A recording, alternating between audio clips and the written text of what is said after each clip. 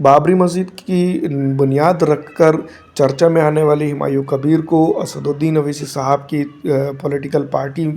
और जो है तो गठबंधन का ऑफ़र देने वाले हुमायूं कबीर जो सीधी तौर पर ये बात कहते हुए नज़र आ रहे हैं कि जिस तरह से बीजेपी और टीएमसी के साथ वो गठबंधन नहीं कर सकते हैं, और जो है तो बंगाल के अंदर, जो पश्चिम बंगाल के अंदर विधानसभा चुनाव होने वाले हैं, उसके अंदर सीधी तौर पर खुले तौर पर जो है तो एक इंटरव्यू के दौरान उन्होंने कह दिया है कि वेस्ट बंगाल के अंदर अगर असदुद्दीन ओवैसी साहब राजनीति में जो है तो उनके साथ गठबंधन करते हैं तो वो उनके साथ गठबंधन करने को तैयार हैं, और ये भी उन्होंने कहा है कि वो उनका मोस्ट वेलकम करते हैं। तो दूसरी तरफ अगर देखा जाए तो ऑल इंडिया मजलिस इत्तेहादुल मुस्लिमीन की क्या सियासी सूझबूझ रही है, इसको लेकर असीम वक़ार साहब ने भी अपना स्टेटमेंट क्लियर कर दिया है। लेकिन एक बात याद रखिएगा, दो राजनेताओं को जिस तरह से कुछ शरपसंद लोग एक साथ मिलाकर देख रहे हैं या एक साथ मिलाकर बात करने की कोशिश कर रहे हैं, तो ये सोचने और समझने की बात है कि क्या वाकई में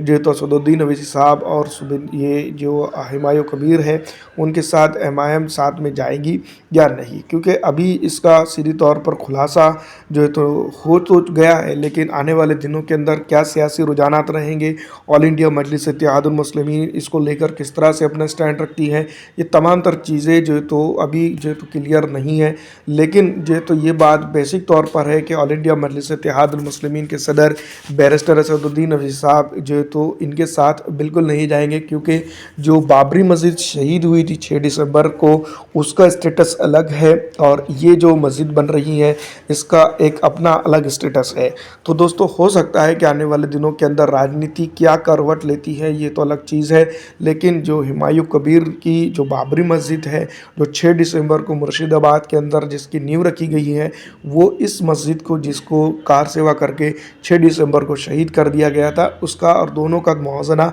नहीं किया जा सकता है,